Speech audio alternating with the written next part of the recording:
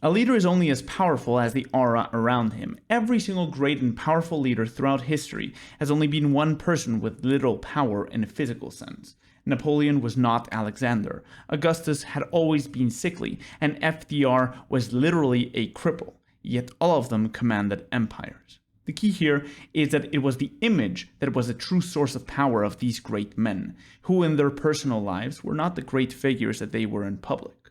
Thus, the image must be cared for at all costs. Every brushstroke counts towards the power of the regime. Every single error in the image, every blemish and fault, will make it harder to be effective, to command loyalty, and to move the masses. Given the importance of image, one would imagine that world leaders would, take care of it, especially those with big plans of reform, like, like Trump, who wants to drain the swamp, or maybe Milei, who wants to reform the entire Argentine economy. But no, apparently they didn't get the memo. Just this past month, Milei has embarrassed himself as either a scammer or an idiot by promoting a meme coin 3 hours before the rug pull. By telling people to invest in Libra, Javier Milei led to an estimated $251 million in losses for thousands of idiot coin investors. On the other hemisphere, Trump has spent the past month making interesting 5 or 60 geopolitical chess moves. First came the idea that the US should literally take over Gaza to quote-unquote rebuild it into a prosperous Riviera, while the population could be moved to Jordan or maybe even Egypt, only to back out of it literally yesterday by saying that he recommends his own proposal, but he will not enforce it, so essentially nothing will be done.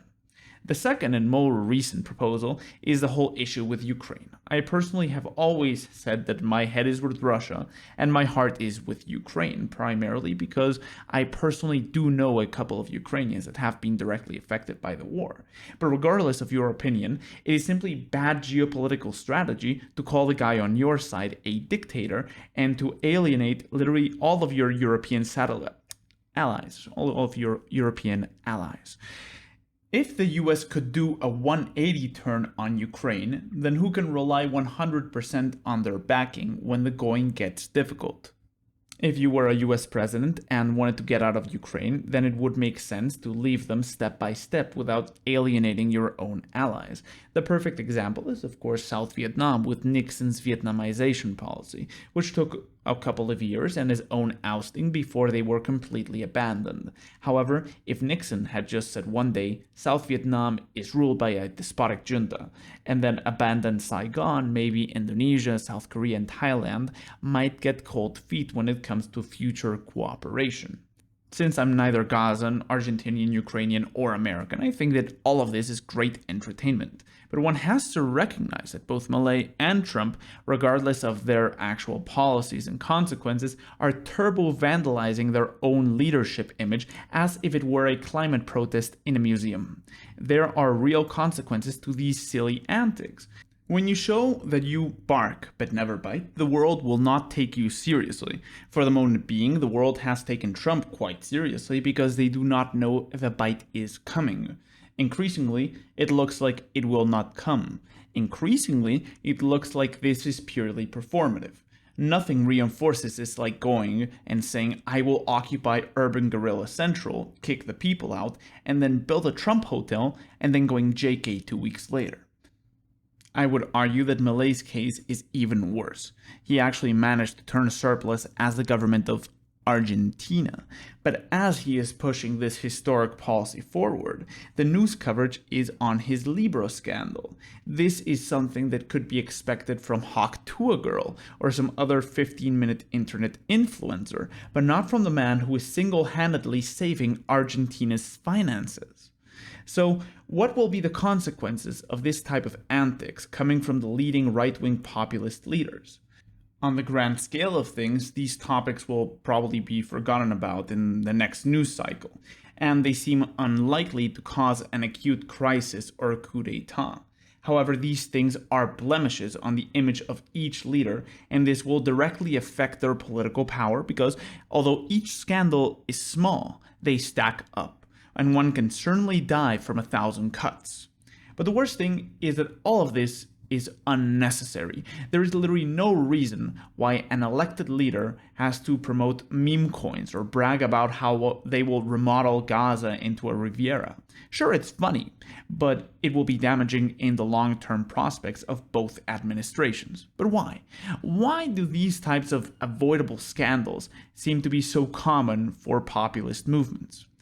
Because the masses demand entertainment. Today, a politician can do pretty much anything and he will be forgiven by his followers. The only thing that the electorate cannot forgive is being boring. If Milei had not reached for his chainsaw, we would have never known his name. He would probably do what most other libertarians do, which is read Hayek and getting less than 5% in each election, or less in the case of the FDP. But do not interpret this to mean that people like Trump, Milei, and co. are comedians that should not be taken seriously. They are capable of much, even if they do owe their positions to the fact that they are funny. Khrushchev allegedly did not get purged by Stalin because he was funny, but this did not make him a weak or unserious leader. Perhaps it is precisely the demand for entertaining politicians that leads to these antics. We really do not know how this will turn out because this breed of influencer/reality show politicians is relatively new and something unique to the 21st century.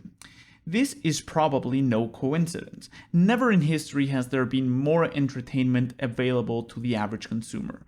In this environment of TikTok, video games, HD pornography, and Twitter politics, the only politicians that can really capture the microscopic attention spans of the electorate will be those who can entertain, those who are both erratic and charismatic. Long are the days when a politician could win an election based on his dry-as-dust policy and a couple of photo ops. The consequences of this shift are still unknown. Perhaps it is just a change in form, but not in substance. Possibly, it will lead to a shift in political structure away from party politics and towards personality cults. Or maybe it will lead to a new type of charismatic leader that will compromise themselves by doing stupid shit. No different to how dozens of internet personalities have already destroyed their own credibility. The results are not yet in, but what is certain is that politics are having to evolve with the technologies and the customs of the digital age, for better or for worse.